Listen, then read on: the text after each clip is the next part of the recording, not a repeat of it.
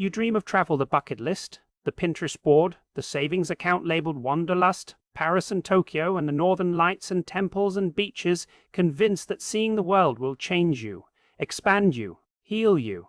And here's the paradox that will make you want to cancel your next flight. The more you travel, the less you actually experience, because you're not exploring, you're collecting, moving from attraction to attraction with a checklist and a crowd, spending more time planning than being, more time photographing than seeing, more time posting than feeling, returning home with 1,000 photos and no memories, exhausted and broke, and somehow smaller than when you left.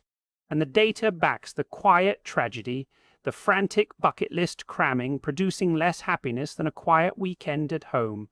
Because travel isn't about where you go, it's about how you go. And Americans have turned travel into work itineraries, bookings, reviews, rankings, optimal routes, Instagram angles. So you're not a traveler, you're a task manager with a passport, and the neuroscience is sad your brain's novelty detector giving a dopamine hit for the first Eiffel Tower photo, and almost nothing for the 10th, the brain habituating fast, and what actually creates lasting memory and satisfaction isn't novelty, it's depth.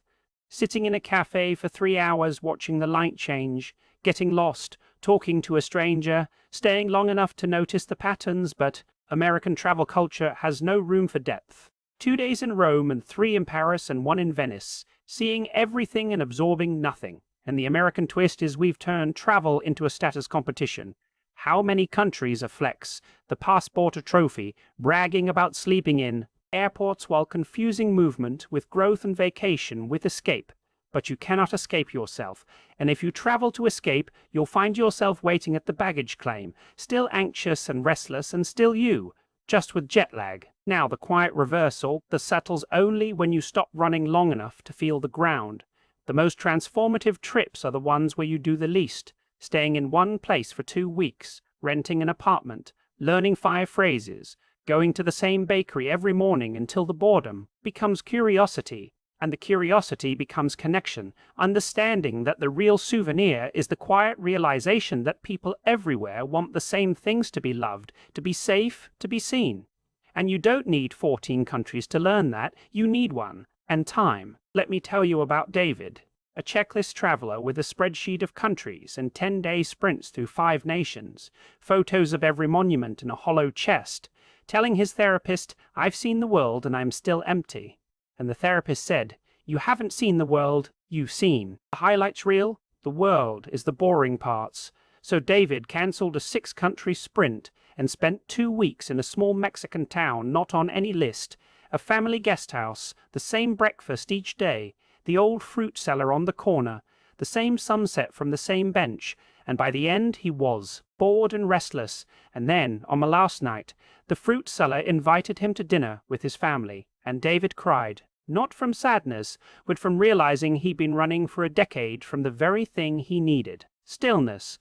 And now he travels to one place for a month and does almost nothing. His photos boring, his memories everything, and the American cognitive paradox is this: we travel to find ourselves, but we travel in a way that guarantees we won't, rushing and checking boxes and performing adventure, and the only escape is to slow down and accept you'll miss things and won't have perfect photos. And travel is not a resume but a relationship, and relationships take time.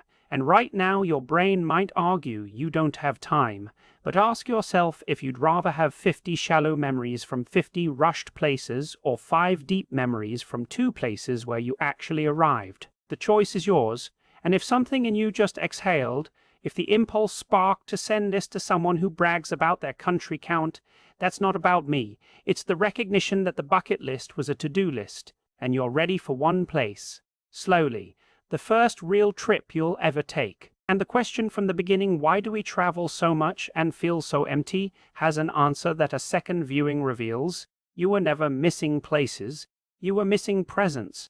The most foreign country is the one right in front of you when you finally stop running.